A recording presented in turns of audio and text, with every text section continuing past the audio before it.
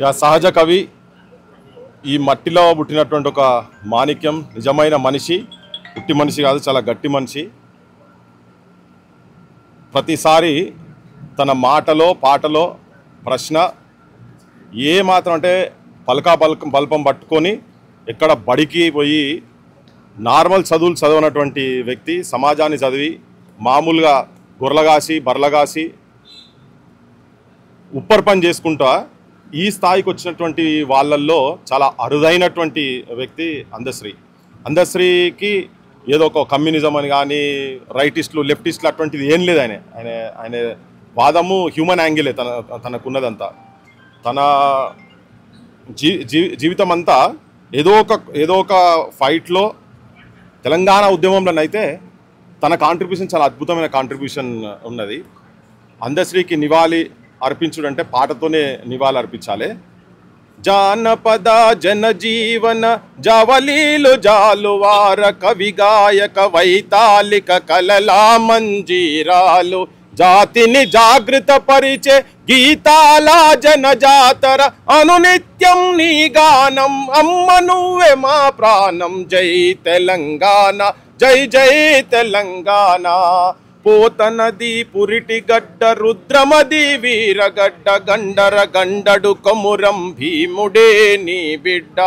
కాకతీయ కళా ప్రభల కాంతిరేఖ రామప్ప గోలుకొండ నవాబుల గొప్ప చరిత చార్మినారు. జై తెలంగాణ, జై జై తెలంగాణ.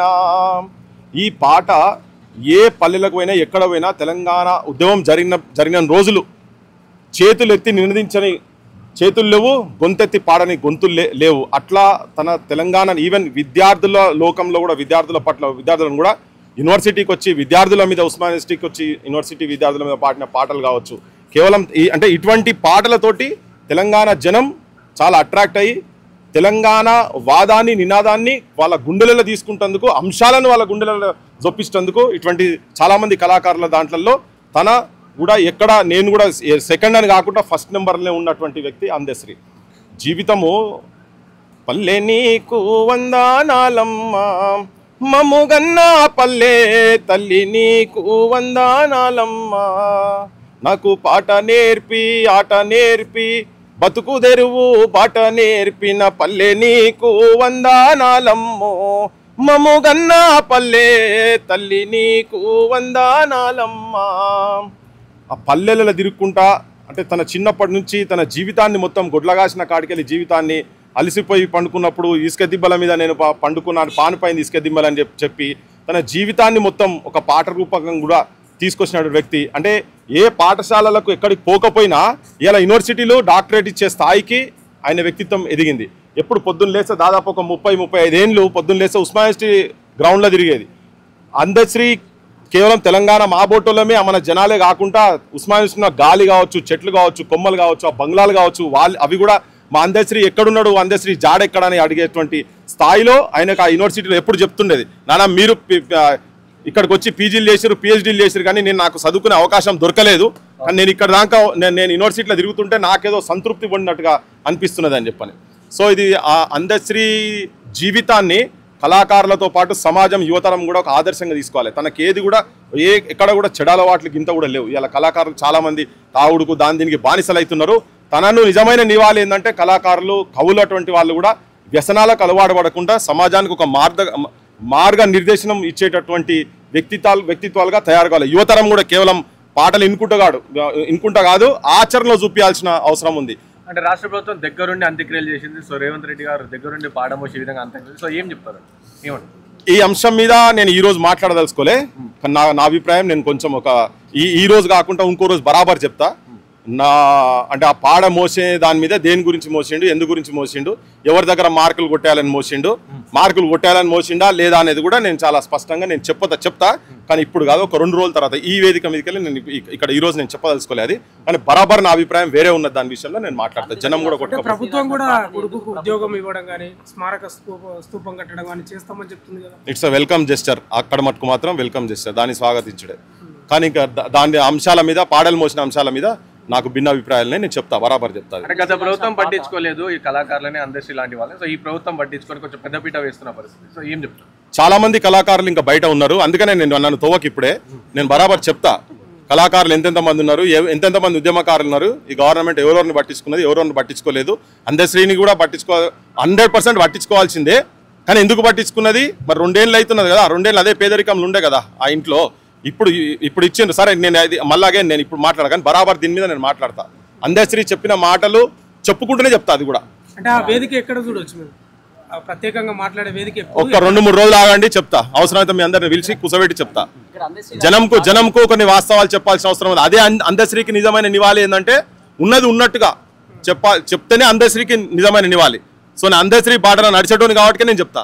ఈవెన్ పాట విషయంలో నీకు ఆంధ్రాకు సంబంధించిన కీరవాణిని జయ జయ తెలంగాణ అతను మ్యూజిక్ డైరెక్షన్ చేసుడు తప్పు, మాకు ఇబ్బంది అనిపించిందని చెప్పి చాలా ఓపెన్గా చెప్పినాం.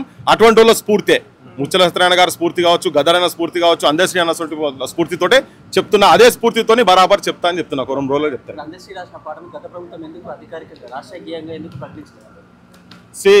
తెలంగాణకు నిజమైన ఉద్యమకారులు, నిజంగా ఉద్యమాలలో తిరిగిన వాళ్ళు ఎవరిని కూడా కేసీఆర్ పెద్ద కన్సిడర్ చేయలే. ఆయనకి ఎవరెవరైతే జోక్కుంటూ తిరిగినరో వాళ్ళనే చేసారు.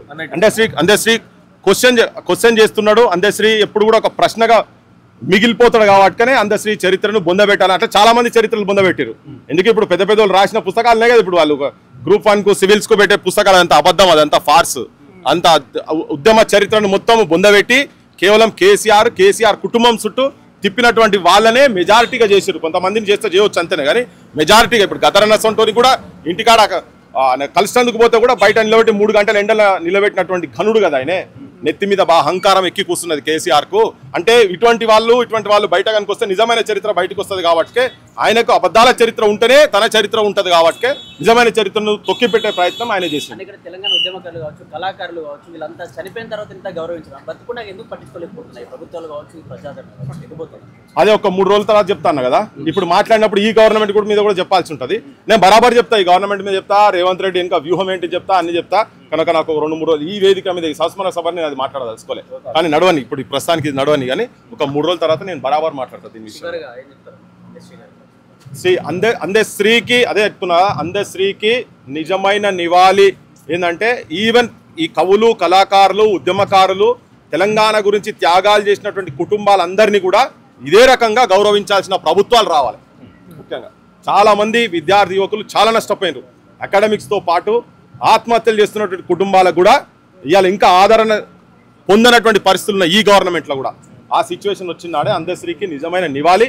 యువతరానికి చెప్తున్నా, తన జీవితం మీద బతుకుల మీద మాట్లాడినటువంటి మాటలు కావచ్చు, పాటలు కావచ్చు. మాయమైపోతున్నాడమ్మా మనిషి అన్నవాడు, అది ఉట్టిగా ఎక్కడ చూసినా ఇలా అంతటా అదే వినబడుతున్నది.